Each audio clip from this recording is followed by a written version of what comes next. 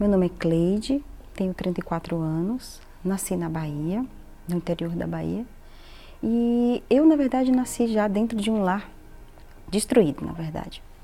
Cresci a minha infância toda vendo os meus pais sempre brigando, a minha mãe com muitos ciúmes do meu pai. Durante essa infância, esse sofrimento que havia dentro do meu lar, toda essa discussão, essas brigas entre os meus pais e os meus irmãos, eu cheguei a sentir o desejo da morte do meu pai, porque até então eu achava que o sofrimento todo dentro da minha casa, o problema era o meu pai.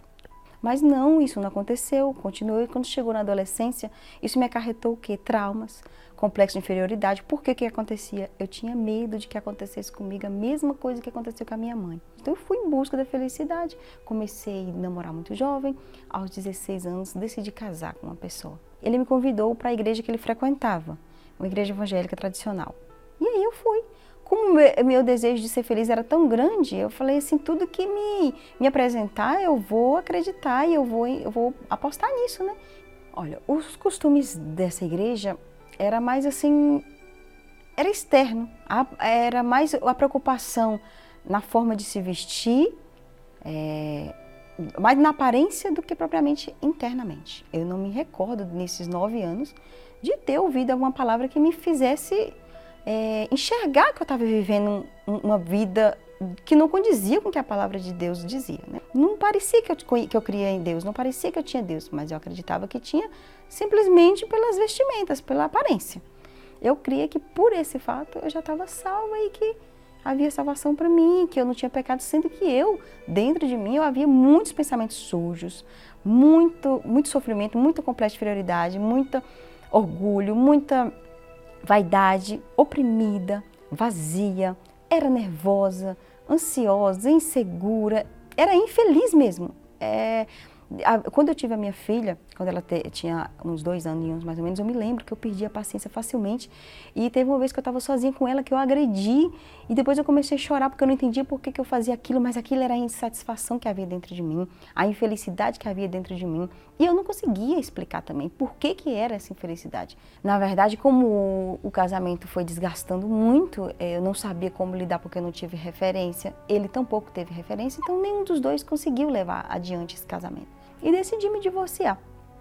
Eu estava desacreditada do amor, só que ao mesmo tempo desacreditada, não queria ficar sozinha. Então, já em seguida, entrei em outro relacionamento, já em seguida, em busca da felicidade sempre. Sem contar que a vida financeira também, aí juntou tudo, porque eu trabalhava, recebia um salário mínimo e tinha que pagar aluguel, mal dava para se comer.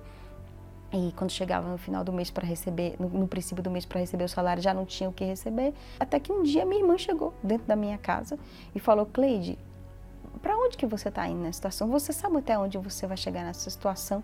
E falou, eu te faço um convite para você ir até a Igreja Universal, e você sabe da minha procedência, você sabe do meu testemunho. E aí eu não queria ir muito, relutei muito porque eu fui bombardeada muito falando mal sobre a Igreja Universal e eu acreditava em muita coisa até então, né? Mas, como eu já estava cansada de sofrer, eu falei, não, eu vou lá dar não é possível que a minha irmã me está chamando para um lugar que é mentiroso, como falam. Eu vou dar uma chance para o que as minhas irmãs estão falando. Aí eu decidi ir para a Igreja Universal. Eu usei a minha inteligência, né? Usei o raciocínio porque eu comecei a pensar assim, todas aquelas pessoas que um dia falaram mal da Igreja Universal para mim, não tinha exemplo nenhum de vida. Eram pessoas fracassadas. Quando não era no casamento, era na vida financeira. Quando não era na vida financeira, era na própria vida espiritual. Eram pessoas sofridas, pessoas frustradas, que só sabia criticar. Chegando lá o primeiro dia, não foi muito fácil, por quê? Porque eu estava com aquele peso da religiosidade de antes, eu vim com aqueles traumas, né? Então, assim, junto com o bombardeio de fake news e a religiosidade, eu ficava sem saber, não conseguia crer, né? Ali eu ouvia que havia um perdão de Deus para mim, mas ao mesmo tempo a religiosidade me dizia que não. Eu cheguei à conclusão de que se eu não tomasse uma atitude diferente, eu decidisse crer no perdão de Deus para mim, eu ia continuar naquela situação. Então eu decidi crer. Teve um dia que eu decidi crer no perdão de Deus para mim. Eu falei, não, agora eu creio que Deus me perdoou. Eu cheguei à conclusão de que se eu não tomasse uma atitude diferente, eu decidisse crer no perdão de Deus para mim, eu ia continuar naquela situação. Então eu decidi crer. Teve um dia que eu decidi crer no perdão de Deus para mim. Eu falei, não, agora eu creio que Deus me perdoou. Mas aí, quando eu criei no perdão de Deus, não mudou ainda.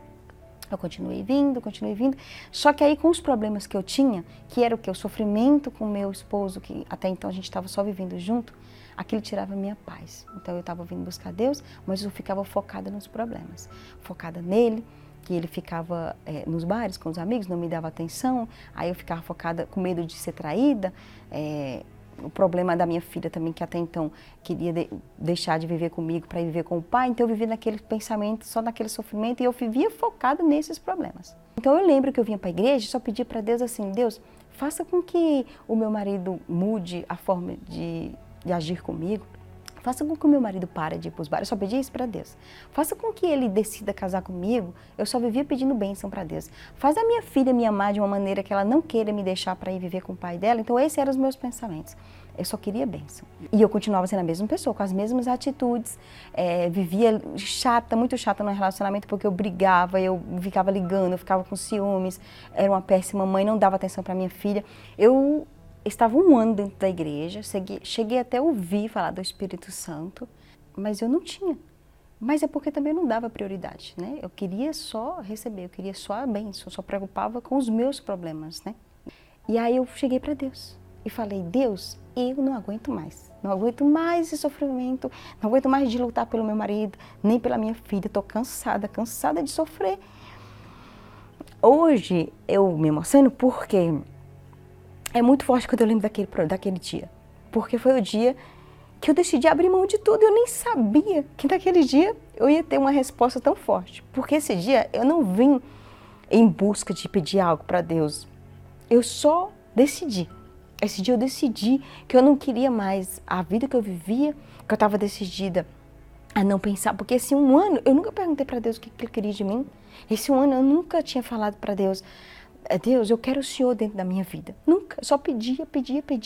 E esse dia eu estava muito cansada. Eu lembro que esse dia a reunião durou 2 horas. Eu estava com um salto, mas eu estava em pé porque estava super lotado o templo. Mas nada disso me atrapalhou. Eu fiquei em pé o tempo todo porque eu estava com sede. Esse dia eu estava muito cansada porque eu tinha acabado de discutir com ele e tal. E aí eu falei, Deus, chega. Eu não vou mais lutar pelo meu marido, eu não vou lutar mais pela minha filha. Eu quero só o Senhor na minha vida. E nesse dia eu recebi uma força. Aí ele veio. O Espírito Santo veio e me preencheu todo aquele vazio, toda aquela angústia. Aquele dia não tem explicação. Foi um dia assim que eu pedi para Deus, se o Senhor quiser me levar, agora o Senhor me leva, porque agora eu estou leve. Para mim, eu poderia morrer naquele momento que eu estava feliz. Foi a primeira vez que eu tive a certeza que Deus estava dentro de mim e que Ele era comigo. Porque a paz que eu nunca tinha tido, eu tive nesse momento. A certeza de que eu não tinha que ter medo mais, nem de perder o esposo, nem de perder a filha. Eu não tinha mais medo, saiu todo o medo. E aquilo continuou. Não foi uma coisa que quando chegou em casa parou. Era notória a minha mudança. Então, quando eu saí dali, eu falei assim, como que eu vou conseguir falar para as pessoas sobre isso que eu recebi? Somente com exemplos. Então, eu comecei a ser uma pessoa melhor, mas isso veio natural, não foi nem algo forçado. Foi o próprio Espírito Santo que foi me moldando. Eu já não via que o problema era o meu marido. Eu sabia que agora, se ele tivesse o que eu tinha, ele também ia mudar. A mudança foi, na verdade, assim, completa, né? Desde que a forma de me expressar com meu esposo, com a minha filha, eu parei de ser aquela esposa chata, né? E foi isso que começou a chamar a atenção dele, né? Eu fico assim pensando, meu Deus, como que as pessoas conseguem viver sem o Espírito Santo? Porque assim, eu quando não tinha o Espírito Santo, não tinha vida. O Espírito Santo é tudo, é o maior tesouro, é algo que eu procuro guardar com o maior cuidado do mundo para nunca perdê-lo, porque foi a realização da minha vida, é onde eu encontro força, é o Espírito Santo que me dá força, é o Espírito Santo que me dá sabedoria, que me dá paz. Então o Espírito Santo para mim é tudo, é o ar que eu respiro.